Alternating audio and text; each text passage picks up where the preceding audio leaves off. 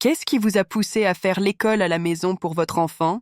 Ma fille Léa m'a envoyé un texto pendant le déjeuner. Papa, il y a un confinement. Quelqu'un a une arme. Avant que je puisse répondre, d'autres textos sont arrivés. Notre prof dit que c'est faux. Il ne nous laisse pas nous cacher. J'ai renversé ma boisson sur ma chemise en me levant, déjà en train d'appeler l'école tout en courant vers mon camion. Bureau principal. Ici la salle 203. Ma fille dit qu'il y a un tireur actif. Le prof ne les laisse pas se cacher.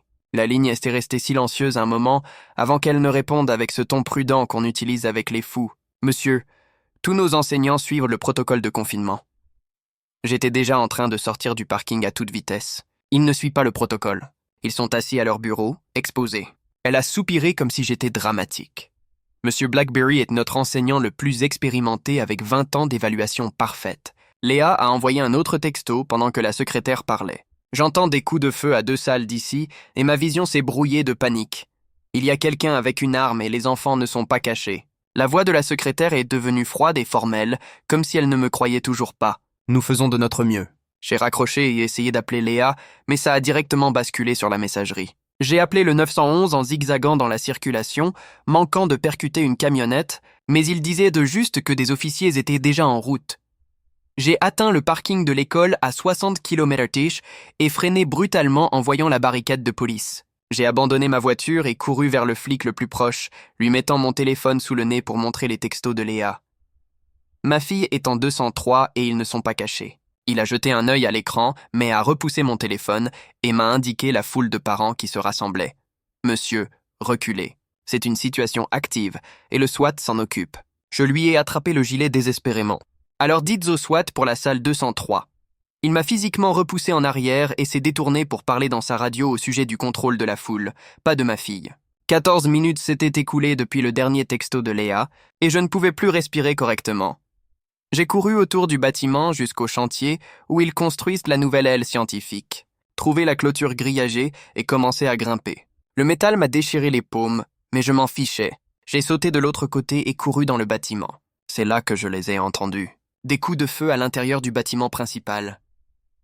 L'alarme hurlait alors que je passais la main à travers la vitre brisée, me coupant le bras sur les éclats et déverrouillais la porte de l'intérieur. J'ai sprinté vers la salle 203 avant que 2 officiers n'apparaissent et l'un d'eux me plaque au sol.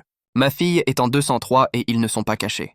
J'ai crié pendant qu'il pressait mon visage contre le sol, mais il m'a juste traîné à travers la zone de construction et m'a littéralement jeté dehors, disant que si je revenais, je serais arrêté.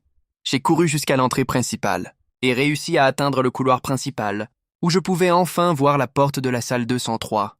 Elle était verrouillée et j'entendais le prof à l'intérieur dire à tout le monde de se calmer ou ce serait une retenue pour tous. J'ai frappé à la porte en criant « Léa !»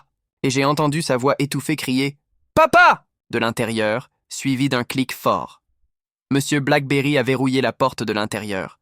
J'ai attrapé une vitrine à trophée et arraché l'extincteur du mur, le frappant contre la poignée de la porte encore et encore, mais les portes étaient renforcées.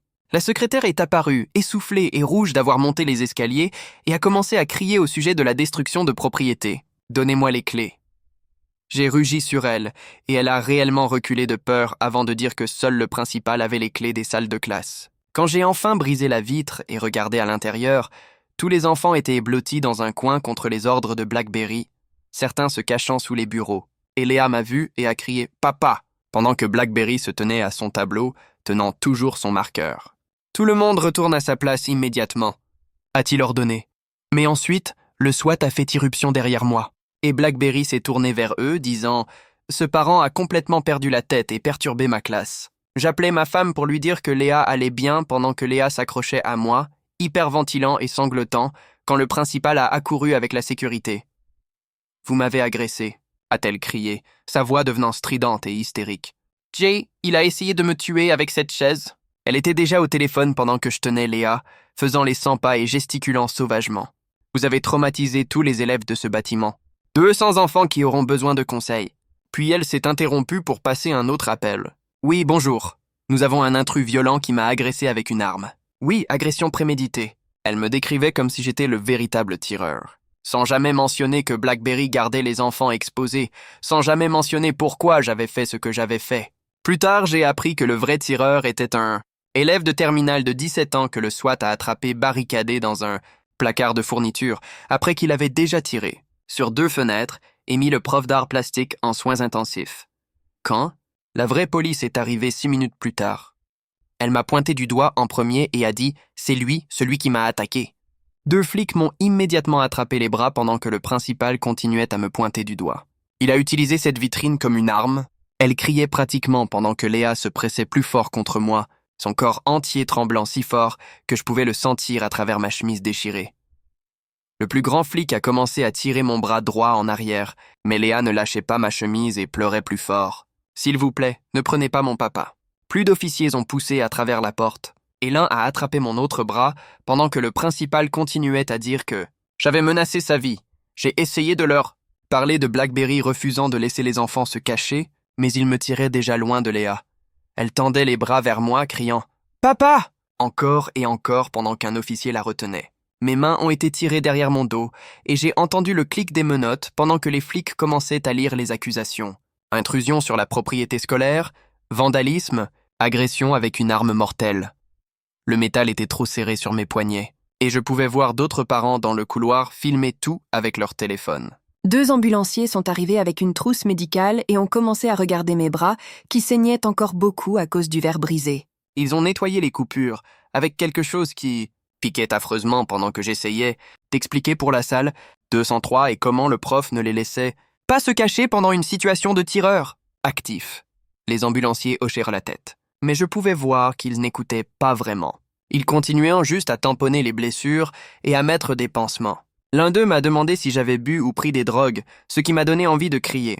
À travers la porte de la classe, j'ai vu ma femme accourir et attraper Léa, qui sanglotait toujours de manière incontrôlable. Le principal a immédiatement commencé à lui dire que j'étais devenu complètement fou et avait attaqué la propriété scolaire. Ma femme a juste serré Léa plus fort et nous a suivis alors que les flics me faisaient descendre le couloir. Chaque parent avait son téléphone sorti, enregistrant ma marche menottée comme si j'étais le vrai criminel ici. Certains murmuraient entre eux, et j'en ai entendu un dire quelque chose sur moi étant le papa fou qui avait pété les plombs. La honte me brûlait la poitrine, mais pas autant que de voir le visage de Léa quand ils m'ont mis à l'arrière de la voiture de police. À la station, ils m'ont emmené directement à l'enregistrement où un officier à l'air ennuyé a commencé tout le processus. Il a roulé mes doigts un par un sur le tampon encreur, puis sur les cartes tout en posant des questions basiques sur mon nom et mon adresse. Ils m'ont fait me tenir contre le mur pour des photos de face et des 2 côtés pendant que je restais, là dans mes vêtements déchirés et ensanglantés. L'officier d'enregistrement m'a poussé des papiers à signer, mais je lui ai dit que je ne signerais rien sans avocat. Il a juste haussé les épaules comme s'il l'avait entendu, 1000 fois avant et est passé au formulaire. Suivant, ils ont pris ma ceinture et mes chaussures et mon portefeuille et ont tout mis dans un sac plastique avant de me conduire à la cellule de détention. À l'intérieur, il y avait 3 autres gars et l'un d'eux regardait les nouvelles sur son téléphone. Ils ont attrapé le gamin qui a tiré dans l'école. Il a dit à personne en particulier. Il est dit ici qu'un parent est devenu fou aussi et a attaqué le principal. Mon estomac s'est retourné quand j'ai réalisé qu'il commençait déjà à déformer l'histoire. Un autre gars a regardé ma chemise ensanglantée et mes bras bandés et m'a demandé si j'étais le papa des nouvelles. Avant que je puisse répondre, le premier gars a lu plus sur son téléphone au sujet du prof d'art plastique en état critique qui pourrait ne pas s'en sortir. Les nouvelles continuaient à m'appeler le parent qui a pété les plombs et causé un chaos supplémentaire pendant une situation déjà dangereuse. Des heures ont passé avant qu'ils ne me laissent enfin passer mon appel téléphonique. Ma femme a répondu à la première sonnerie et m'a immédiatement dit que Léa ne dormait pas et vérifiait toutes les portes et fenêtres. Je pouvais entendre Léa pleurer en fond, demandant quand je rentrerais à la maison. La voix de ma femme s'est brisée quand elle a dit que Léa continuait à demander si le méchant allait venir chez nous maintenant. Ça m'a tué de ne pas être là pour l'aider à se sentir en sécurité. Elle m'a dit qu'elle avait déjà appelé pour trouver des avocats et qu'elle trouverait l'argent pour la caution d'une manière ou d'une autre. Le lendemain matin, ils m'ont emmené au tribunal pour l'audience de caution, toujours en portant les mêmes vêtements ensanglantés d'hier. Le procureur s'est levé et m'a décrit comme un maniaque violent qui représentait une menace sérieuse pour le personnel et les élèves de l'école. Il a continué sur les milliers de dollars de dégâts matériels et comment j'avais terrorisé une école entière déjà confrontée à une fusillade. Le juge m'a regardé par-dessus ses lunettes pendant que le procureur recommandait une caution élevée pour assurer la sécurité publique. Mon avocat commis d'office n'a presque rien dit sauf que je n'avait aucun antécédent et un emploi stable. Le juge a fixé la caution à 10 000 $ et a émis une ordonnance de non-contact pour tout le campus scolaire, y compris tous les événements scolaires. Elle a dit que je ne pouvais pas m'approcher. À moins de 500 pieds de la propriété ou de tout membre du personnel scolaire, ma femme avait réussi à réunir l'argent de la caution et est venue me chercher cet après-midi-là. Le trajet jusqu'à la maison était silencieux, sauf qu'elle me parlait des crises de panique de Léa. Quand nous sommes arrivés à la maison, j'ai regardé Léa sursauter à chaque fois qu'une porte se fermait ou qu'une voiture passait trop vite. Elle ne voulait pas s'asseoir dos à une porte et continuait à me demander de vérifier les serrures, même si je venais de les vérifier. Ma mâchoire me faisait mal à force de la serrer si fort et je ne pouvais pas arrêter de faire les 100 pas dans la maison, vérifiant des fenêtres que je savais déjà verrouiller. Ce soir-là, ma femme m'a dit qu'elle avait trouvé une avocate de la défense nommée Alejandra Guerra, qui se spécialisait dans des cas comme le mien. Nous l'avons rencontrée le lendemain, et la première chose qu'elle a dite était de rester complètement hors des réseaux sociaux, elle. A commencé à faire des listes des preuves dont nous aurions besoin et des témoins qui ont vu ce qui s'est vraiment passé. Ça va devenir moche, nous a-t-elle prévenu tout en écrivant les noms de parents qui pourraient témoigner. Mon téléphone a vibré pendant qu'Alejandra écrivait encore, et j'ai vu le nom de mon patron à l'écran. Je suis sorti pour prendre l'appel et il n'a pas perdu de temps avec les politesses. Il m'a dit que j'étais en congé administratif sans salaire, jusqu'à ce que les accusations criminelles soient résolues. Politique de l'entreprise, a-t-il dit. Rien de personnel, mais il ne pouvait pas avoir quelqu'un avec des accusations d'agression travaillant avec des clients. Je suis resté là dans le parking à regarder le béton pendant qu'il expliquait au sujet de l'assurance Cobra et comment je pouvais faire appel une fois que tout serait réglé. Le paiement de l'hypothèque était dû dans 2 semaines et je sentais ma poitrine se serrer en pensant aux chiffres. De retour à l'intérieur, j'ai dit à ma femme ce qui s'était passé et j'ai vu son visage pâlir. Elle m'a attrapé la main sous la table pendant qu'Alejandra continuait à parler de déposition et de découverte, mais je pouvais à peine me concentrer. Cette nuit-là, après avoir mis Léa au lit, ma femme et moi nous sommes tenus dans la cuisine à chuchoter. Elle continuait à dire qu'elle était reconnaissante que Léa soit en vie, mais sa voix tremblait quand elle demandait comment nous allions payer les factures. Je voulais être en colère contre elle pour s'inquiéter de l'argent, mais je pensais la même chose. Nous avons discuté pour savoir si j'aurais dû attendre que la police gère ça. Aucun de nous n'avait tort, et nous le savions tous les deux. Elle avait peur de perdre la maison, et j'avais peur d'avoir échoué à protéger notre fille correctement. Nous avons fini par nous tenir l'un l'autre dans la cuisine sombre, sans rien dire. Le lendemain matin au petit déjeuner, nous avons tous les deux convenu que Léa devait voir quelqu'un de professionnel immédiatement. J'ai promis que je n'irais nulle part près de l'école, même si ça me tuait de le dire. Elle a trouvé une thérapeute nommée Lucia Lively, qui se spécialisait dans les traumatismes, et pouvait voir Léa cette semaine-là. J'avais l'impression que le système gagnait en me tenant éloigné de l'école de ma propre fille, mais nous n'avions pas le choix. J'ai passé la matinée à actualiser les sites d'actualité et j'ai vu que le district scolaire avait publié un communiqué. Ils ont loué leur personnel pour avoir montré un leadership calme pendant la crise et m'ont appelé un intrus non autorisé qui a compliqué la réponse. J'ai regardé le présentateur des nouvelles, local lire ça avec un visage sérieux comme si j'étais le vrai problème ce jour-là. Mon téléphone a sonné avec un message Facebook de quelqu'un nommé Cameron, Fox que je ne reconnaissais pas. Il a dit qu'il était un parent qui était dans le couloir ce jour-là et avait enregistré une vidéo sur son téléphone. Il voulait me rencontrer en privé parce qu'il n'était pas sûr à qui faire confiance avec ce qu'il avait capturé. Je l'ai immédiatement transféré à Alejandra, qui m'a dit de le rencontrer, mais d'être prudent. 2 jours plus tard, j'ai conduit Léa à son premier rendez-vous avec Lucia pendant qu'elle était assise à l'arrière, demandant si la thérapeute la ferait parler de tout. Je lui ai dit qu'elle n'avait à partager que ce qu'elle se sentait à l'aise de partager, mais je savais qu'elle avait besoin de ça. Dans la salle d'attente, je pouvais entendre des voix étouffées à travers la porte et apercevoir Léa montrant à Lucia comment elle ne pouvait plus s'asseoir dos à une porte maintenant. Elle continuait à déplacer sa chaise jusqu'à ce qu'elle puisse voir à la fois la porte et la fenêtre en même temps. Je restais là, me sentant complètement inutile pendant que ma fille essayait d'expliquer pourquoi elle avait besoin de voir toutes les sorties. 1 heure plus tard, Lucia est sortie et a dit que Léa avait été formidable, mais que ça prendrait du temps. Sur le chemin du retour, Léa était silencieuse et je ne l'ai pas poussée à parler. Cet après-midi-là, j'ai reçu un email de quelqu'un nommé Bryant Macula disant qu'il était l'enquêteur du district examinant l'incident. Il a requis un entretien pour obtenir ma version de l'histoire pour leur examen interne. Je l'ai transféré à Alejandra, qui a immédiatement appelé et m'a dit de ne pas répondre. Elle a dit que le district essayait de construire un dossier pour se protéger, pas de trouver la vérité sur ce qui s'était passé. Le groupe de discussion des parents pour la classe de Léa faisait exploser mon téléphone avec des notifications. J'ai fini par l'ouvrir et j'ai vu des parents se disputer pour savoir si j'avais empiré les choses ou sauvé des vies. Une femme nommée Jennifer a dit que j'avais traumatisé son fils plus que le tireur lui-même. Un autre parent a écrit qu'elle aurait fait exactement la même chose si c'était son enfant.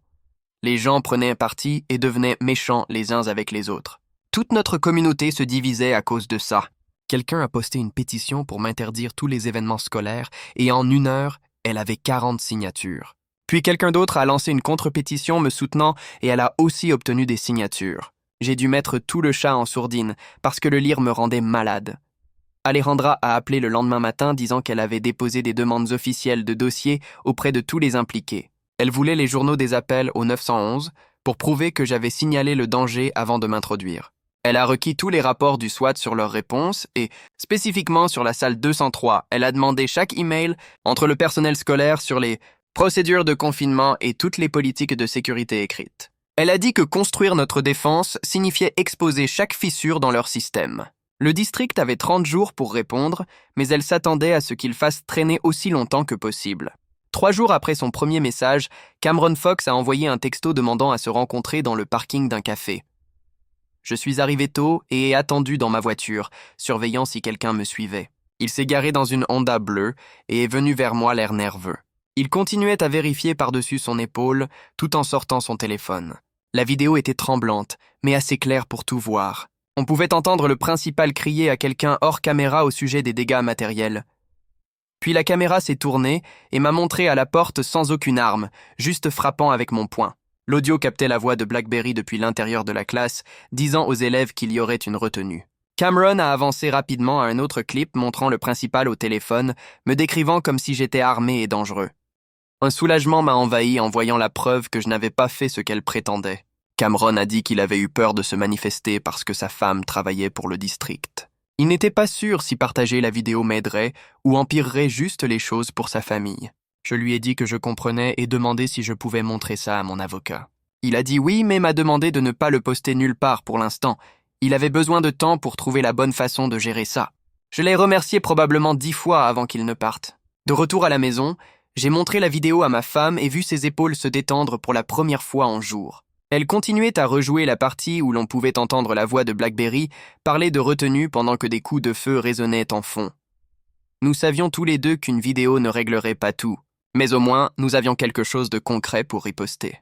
Le bureau de Lucia avait des jouets sur des étagères basses et des chaises moelleuses qui rendaient tout moins effrayant quand nous y avons emmené Léa 2 jours plus tard. Léa s'est assise entre nous sur le canapé, triturant l'ourlet de sa chemise pendant que Lucia expliquait qu'elle allait juste poser quelques questions sur ce qui s'était passé. Ma femme tenait la main de Léa alors qu'elle commençait à parler de comment Blackberry continuait à dire que quiconque se cachait aurait une retenue et l'école du samedi. Lucia notait tout dans son carnet et demandait si elle pouvait enregistrer cette partie pour le dossier. Nous avons tous les deux hoché la tête et Léa a continué, racontant comment les enfants pleuraient et suppliaient de se cacher sous les bureaux, mais Blackberry disait qu'ils étaient dramatiques. Mes mains se sont serrées en poing en entendant ça à nouveau, mais je les ai gardées pressées contre mes jambes. Lucia posait des questions douces sur exactement ce que Blackberry avait dit et fait pendant que l'alarme sonnait. Léa a dit qu'il continuait à enseigner des problèmes de maths au tableau, même quand il pouvait entendre des bangs forts venant d'autres salles. La rage qui montait dans ma poitrine n'avait nulle part où aller, sauf dans les documents légaux. Cet après-midi-là, Alejandra m'a appelé à son bureau où le procureur était assis de l'autre côté de la table de conférence avec un dossier épais. Il a étalé des papiers montrant qu'ils envisagèrent des accusations allant de l'intrusion simple jusqu'à l'agression criminelle avec une arme mortelle. L'extincteur comptait comme une arme, apparemment, même si je ne l'avais jamais balancé sur quelqu'un. Alejandra s'est penchée en avant et m'a dit qu'il cherchait à me faire peur pour que j'accepte le premier accord qu'il proposerait. Le procureur gardait un visage impassible, tout en expliquant à quel point les accusations de dégâts matériels pouvaient devenir graves quand il s'agissait d'une école. 3 jours ont passé avant que nous recevions un avis officiel que le principal avait requis une ordonnance restrictive contre moi. Les papiers prétendaient que j'étais une menace. Continue pour le personnel scolaire. Et que mon attaque sur elle était planifiée à l'avance. Elle écrivait que j'avais été en colère contre les politiques scolaires pendant des mois et avais utilisé le confinement comme excuse pour l'agresser. Lire ces mensonges faisait trembler mes mains, mais Alejandra disait que c'était juste elle qui doublait la mise pour se protéger. Ce même soir, mon téléphone a explosé avec des messages au sujet d'une vidéo en ligne.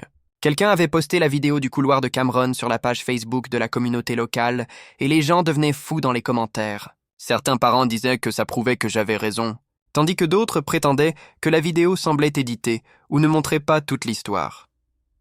Les avocats du district l'ont fait retirer dans les 2 heures, mais des captures d'écran se propageaient déjà partout. Les gens disséquaient chaque image à la recherche de preuves pour soutenir leur camp de l'argument.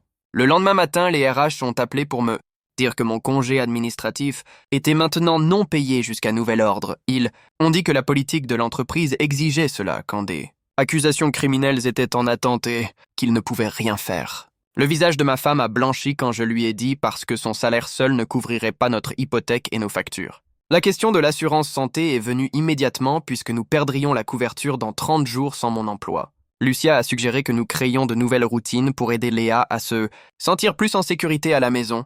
Nous sommes allés au magasin de bricolage et avons acheté des rideaux, occultant épais pour la fenêtre de sa chambre. Léa m'a aidé à les installer, testant à quel point ils rendaient la pièce sombre, même en plein jour. Elle a demandé si nous pouvions déplacer son lit dans le coin où elle pouvait mieux voir la porte. Nous avons passé l'après-midi à réarranger toute sa chambre exactement comme elle le voulait. Ces petites choses semblèrent la calmer plus que tous nos mots rassurants ne le pouvaient. Bryant McCullough a programmé un entretien avec Léa au bureau du district 1 semaine plus tard. Ils nous ont mis dans une pièce avec un grand miroir qui était évidemment une glace sans teint. Lucia s'est assise à côté de Léa pendant que Bryant posait des questions qui semblaient toutes conçues pour me faire passer pour le méchant. Il continuait à demander si j'avais déjà été en colère contre l'école avant ou si j'avais parlé du principal à la maison. Chaque question essayait de minimiser ce que Blackberry avait fait tout en faisant paraître mes actions folles et violentes. Mes poings restaient serrés dans mes poches, tout le temps en regardant à travers cette glace. Quelqu'un a divulgué un email au journal, montrant que le principal avait réduit le budget pour les clés principales l'année dernière. Elle avait réduit le nombre de clés de 12 à 3 pour économiser $400 sur la gestion des clés. L'email montrait qu'elle savait que cela pouvait causer des problèmes pendant les urgences, mais avait décidé que le risque valait les économies. Ma colère s'est déplacée de juste Blackberry à tout le système pourri qui avait permis ça. Le représentant du syndicat des enseignants est allé à la radio locale pour défendre ce qu'il appelait l'approche d'enseignement. Calme d'abord de Blackberry. Il a dit que certains enseignants pensaient que garder les élèves calmes prévenait mieux la panique que les procédures de cachette. Il m'a appelé instable et dangereux, disant que des parents comme moi rendaient les écoles moins sûres pour tout le monde. L'animateur l'a à peine contredit. Il l'a juste laissé parler pendant 10 minutes sur comment les enseignants étaient les vraies victimes ici. 2 jours plus tard, une berline noire s'est garée et 2 femmes en blazer ont frappé à notre porte. Elles ont dit qu'elles étaient du CPS faisant un contrôle de bien-être après avoir reçu des rapports sur mon tempérament autour des enfants. Elles ont traversé notre maison en prenant des notes, sur tout en demandant à parler à Léa en privé. Ma femme et moi étions assis dans la cuisine à écouter pendant qu'elles questionnaient notre fille dans le salon sur si elle se sentait en sécurité à la maison. Elles ont vérifié notre réfrigérateur, regardé dans les placards, examiné la chambre de Léa et pris des photos de tout. Après 1 heure, elles ont dit qu'elles n'avaient trouvé aucune préoccupation, mais qu'elles déposeraient un rapport à leur superviseur. La honte d'être investiguée comme ça pesait lourdement sur ma poitrine pendant des jours après. Alejandra m'a appelé 3 jours plus tard, me demandant de venir à son bureau immédiatement. J'y suis allé en conduisant avec les mains tremblantes sur le volant, sachant que quelque chose de gros arrivait. Elle avait des papiers étalés sur son bureau et a poussé un dossier vers moi quand je me suis assis. « Ils proposent un accord », a-t-elle dit pendant que je lisais le langage juridique. Le procureur abandonnerait les accusations d'agression criminelle si je plaidais coupable pour intrusion et vandalisme mineur. J'obtiendrais une probation, un service communautaire et devrais payer pour la porte et le verre endommagé. Mon estomac s'est retourné en lisant le mot « coupable » à côté de mon nom sur ses papiers. Alejandra a tapé sur le dossier et m'a rappelé qu'aller au procès signifiait risquer une condamnation criminelle qui détruirait ma vie. Elle a souligné que Léa avait besoin de stabilité maintenant, pas d'un père faisant face à une possible peine de prison. J'ai fixé ses papiers pendant 20 minutes pendant qu'elle expliquait les risques de se battre au tribunal. Le lendemain matin, une grosse enveloppe est arrivée du département de police marquée confidentiel. À l'intérieur se trouvait le rapport officiel du SWAT avec la plupart des sections noircies au marqueur. Une section qu'ils avaient oublié de noircir montrait la salle 203 listée comme sécurisée sur leur graphique de balayage initial. Le rapport disait qu'ils avaient sauté cette salle parce que leur système montrait que l'enseignant avait déjà mis en œuvre les procédures de confinement. Mes mains ont froissé les bords du papier en voyant la confirmation officielle qu'il n'avait même pas vérifié ses enfants. La validation a fait du bien pendant environ 10 secondes avant que la colère ne prenne le dessus sur la façon dont ils l'ont décrit. Ils ont appelé ça une erreur procédurale mineure et ont dit que le statut de la salle était adéquatement géré par le personnel. 2 semaines ont passé avant que le bureau du procureur ne m'appelle pour une réunion. Bryant McCullough était assis à côté du procureur avec une pile de photos sur la table entre nous. Le procureur a glissé les photos vers moi une par une, montrant le prof d'art plastique dans un lit d'hôpital. Son visage était enveloppé de bandages et des tubes descendaient dans sa gorge. Ses enfants adolescents étaient assis à côté du lit, tenant ses mains pendant que les machines bipaient autour d'eux. Le procureur continuait à glisser plus de photos, montrant sa famille, pleurant dans la salle d'attente. Il m'a dit qu'elle aurait besoin de 3 chirurgies supplémentaires et pourrait ne jamais retrouver l'usage complet de son bras gauche. Je savais qu'il essayait de me faire sentir coupable, mais tout ce que je pouvais penser était comment cela aurait pu être évité. Si quelqu'un m'avait écouté à propos de la salle 203, peut-être que le SWAT aurait balayé plus vite et attrapé le tireur plus tôt. Cette nuit-là, ma femme et moi avons eu notre pire dispute depuis que tout cela a commencé. Elle voulait que je prenne l'accord et que nous passions à autre chose avec nos vies. Je voulais me battre par principe parce qu'accepter n'importe quelle accusation criminelle revenait à admettre que j'avais tort. Nos voix devenaient de plus en plus fortes jusqu'à ce que nous crions pratiquement l'un sur l'autre dans la cuisine. Aucun de nous n'a entendu Léa descendre jusqu'à ce qu'elle soit dans l'embrasure de la porte en pleurant. « S'il vous plaît, arrêtez de vous battre », a-t-elle sangloté, et nous nous sommes tous les deux figés en voyant ses épaules trembler. La honte m'a frappé plus fort que n'importe quelle photo du procureur ne le pourrait jamais. Ma femme a tenu Léa pendant que je restais là, réalisant que ma fierté faisait plus de mal à ma fille que n'importe quel accord ne le ferait. Le district a tenu une conférence de presse le lendemain après-midi qui passait sur toutes les chaînes locales. Ils ont annoncé de nouveaux protocoles de formation pour tireurs actifs et des procédures de confinement mises à jour pour tout le personnel. Le principal se tenait au podium parlant de leadership pendant la crise, pendant que les administrateurs hochèrent la tête derrière elle. Elle n'a jamais mentionné BlackBerry par son nom, mais continuait à souligner comment la réponse rapide du district avait sauvé des vies. Il donnait l'impression que j'étais l'élément dangereux qu'ils avaient dû gérer ce jour-là. Le surintendant a remercié le principal pour son courage et lui a présenté une sorte de prix de reconnaissance. J'ai dû éteindre la télé quand elle a commencé à parler du traumatisme que j'avais causé aux élèves. 3 jours plus tard, je me suis assis au tribunal pour mon audience préliminaire en portant mon seul costume. Le juge a examiné les preuves pendant que j'étais assis entre Alejandra et ma femme, essayant de ne pas gigoter. Après 1 heure d'arguments juridiques, le juge a annoncé qu'il rejetait les accusations d'agression criminelle. Il a dit qu'il n'y avait pas assez de preuves que j'avais l'intention de blesser le principal avec cette chaise. Mais il a maintenu que les accusations d'intrusion et de vandalisme mineur iraient au procès. Alejandra a appelé ça une victoire partielle, mais je faisais encore face à une possible peine de prison et un casier judiciaire. Nous avons rencontré un avocat civil la même semaine dans un petit bureau en centre-ville. Il avait déjà été contacté par 6 autres parents de la salle 203 qui voulaient en poursuivre le district. Ils avaient tous des enfants avec des symptômes de traumatisme et des factures de thérapie qui s'accumulaient à cause du refus de BlackBerry de suivre le protocole. L'avocat a expliqué. Nous pourrions déposer une poursuite pour négligence cherchant des dommages aidés, changement de politique.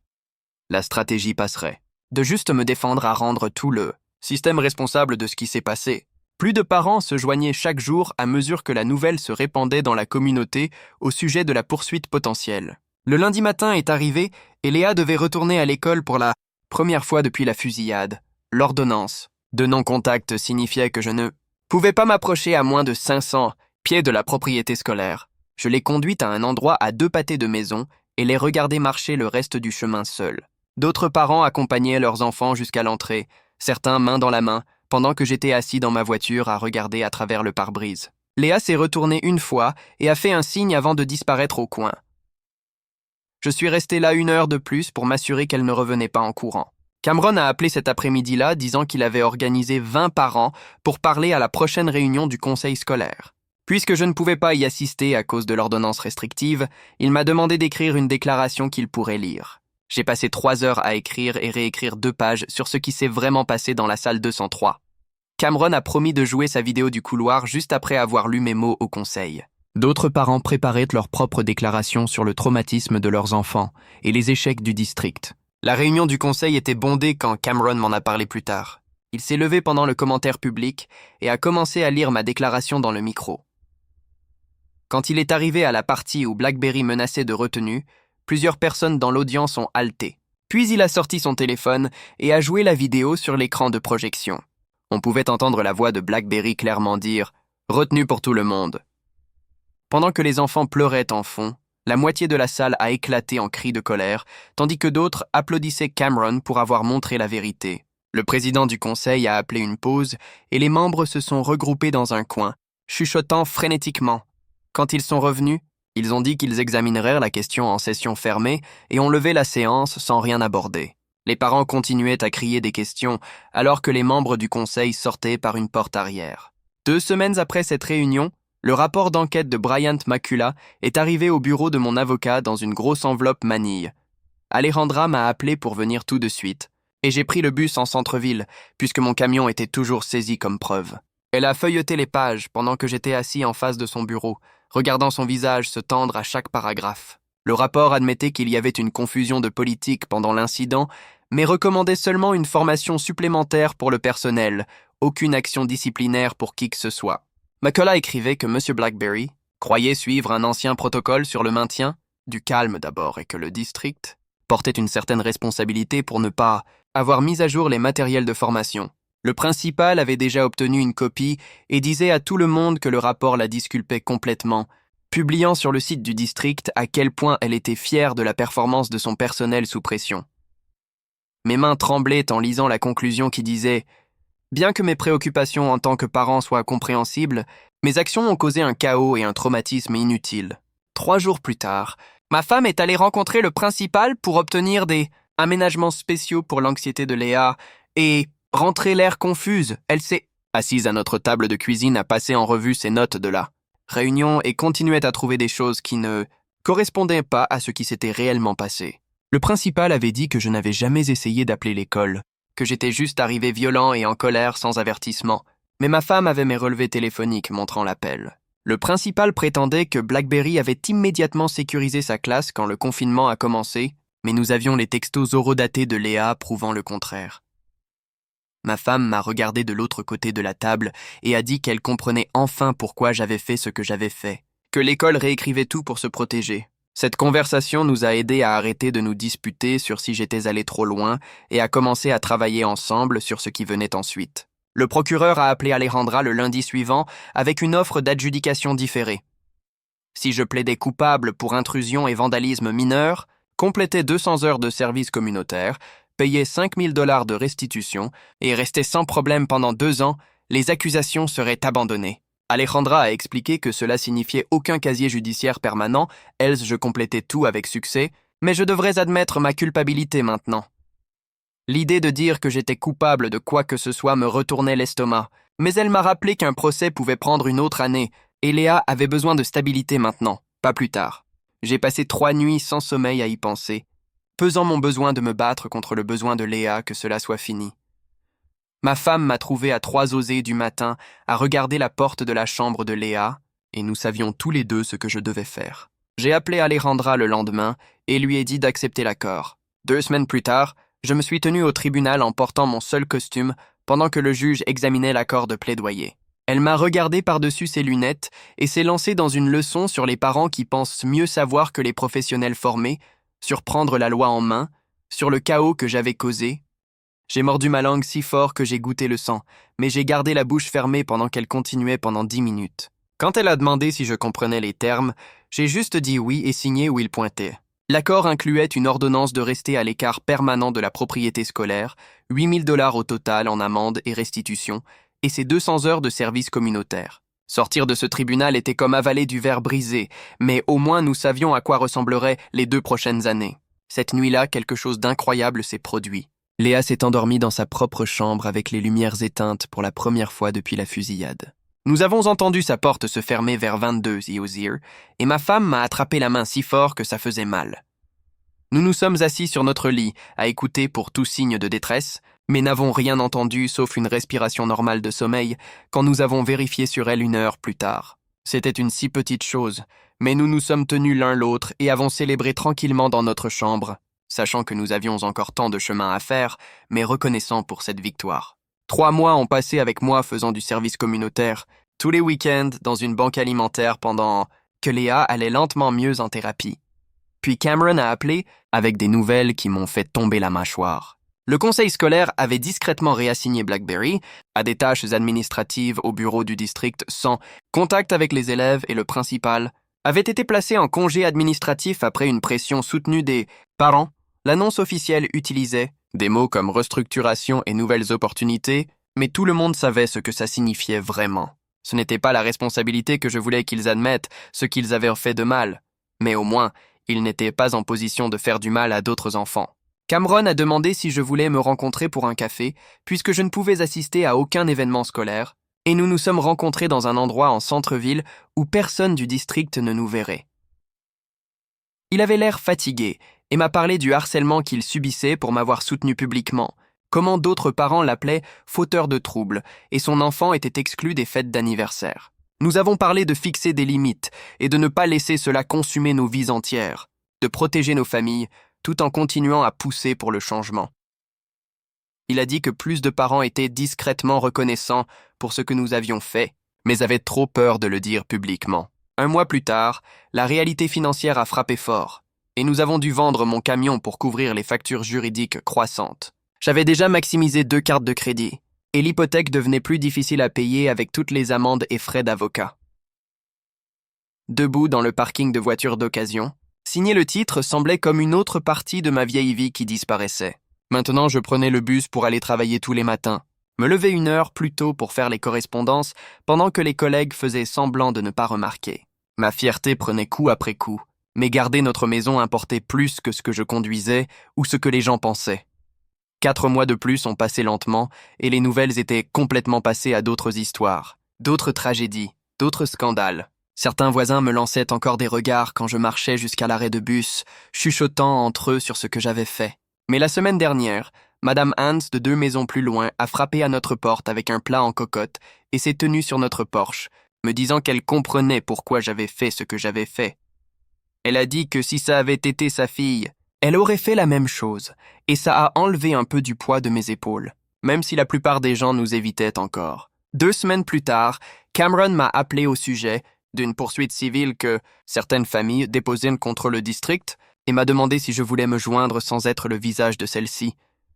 J'ai signé les papiers dans un café en centre-ville, pendant que Cameron expliquait comment 14 familles s'étaient déjà engagées et que d'autres étaient intéressées. L'avocat qui s'en occupait a dit que nous avions un dossier solide pour négligence basé sur les échecs de politique documentés et les déclarations de témoins. Ma signature semblait faire quelque chose d'utile, au lieu d'être juste en colère tout le temps. 3 jours après ça, mon patron a appelé et m'a offert de reprendre mon travail en probation, avec un poste différent gérant l'inventaire au lieu des comptes. Client, mais en gardant le même salaire. J'ai accepté immédiatement, et a commencé le lundi suivant, reconnaissant d'avoir à nouveau un revenu, même si les collègues me traitaient différemment maintenant. Le soulagement d'avoir à nouveau des chèques réguliers signifiait que nous pouvions arrêter de nous inquiéter de perdre la maison. 1 mois a passé et j'ai entendu de Cameron que le district avait installé de nouvelles serrures de porte intérieures dans chaque salle de classe et envoyé un protocole, mis à jour indiquant que ce cachet vient en premier. Pendant tout confinement, avec des questions posées plus, tarde savoir que ces changements pourraient sauver la vie de certains enfants, rendait tout ce gâchis moins insensé, même si ça n'aurait pas dû prendre ce qui s'est passé pour qu'ils arrangent les choses. Le printemps est arrivé, et Léa avait son concert de chorale, mais je ne pouvais pas entrer à cause de l'ordonnance restrictive. Alors, je suis resté dans le parking à lui envoyer des messages drôles sur casser la jambe et chanter, comme si personne ne regardait. Elle m'a envoyé des selfies dans sa robe de chorale et des vidéos de ses amis faisant les fous en coulisses, ce qui faisait mal à regarder de l'extérieur, mais voir son sourire à nouveau importait plus que mes sentiments blessés. Après 6 mois de sessions hebdomadaires, Lucia nous a assis et a expliqué que Léa était prête à réduire la thérapie à 2 fois par mois, puisqu'elle gérait mieux ses déclencheurs et dormait. La plupart des nuits, Léa sursautait encore, quand les portes claquaient ou que des sirènes passaient, mais elle récupérait plus vite à chaque fois et n'avait pas besoin de vérifier les sorties autant. Nous avons célébré avec de la glace, même si c'était juste un mardi. La réunion du conseil scolaire arrivait, et même si je ne pouvais pas y assister, j'ai passé 3 nuits à écrire une déclaration pour que Cameron la lise sur ce qui s'est passé et ce qui a changé après. Je l'ai gardé factuel sans attaquer personne. personnellement ou en faire une question de ma colère parce que ça devait être à propos de réparer les problèmes, pas de régler des comptes. Cameron l'a lu mot pour mot pendant qu'ils enregistrèrent la réunion et l'ont posté en ligne plus tard où elle a obtenu des milliers de vues et des commentaires de parents, partout faisant face à des peurs similaires. 2 semaines après ça, nous mangions le dîner quand Léa a ri à quelque chose sur son téléphone et nous a montré une vidéo stupide d'un chat tombant d'un comptoir. Ma femme a tendu la main et a serré la mienne pendant que nous regardions Léa glousser à son téléphone comme une adolescente normale. Notre cuisine semblait encore différente d'avant. Et parfois nous devenions tous silencieux, nous souvenant, mais le rire revenait lentement. Cette nuit-là, avant de me coucher, j'ai sorti mon téléphone et regardé les textos sauvegardés de Léa de ce jour-là une fois de plus. « Papa, il y a un confinement et quelqu'un a une arme et tout le reste que j'avais lu des centaines de fois. » J'ai fermé le téléphone sans les supprimer parce qu'ils faisaient partie de ce qui s'était passé. Mais je n'avais plus besoin de les lire. Je me suis mis au lit à côté de ma femme et me suis endormi sans me lever pour vérifier les serrures ou les fenêtres pour la première fois en 8 mois. Le lendemain matin semblait normal d'une manière que j'avais oubliée était possible. Merci d'avoir tenu bon avec moi à travers tout ça.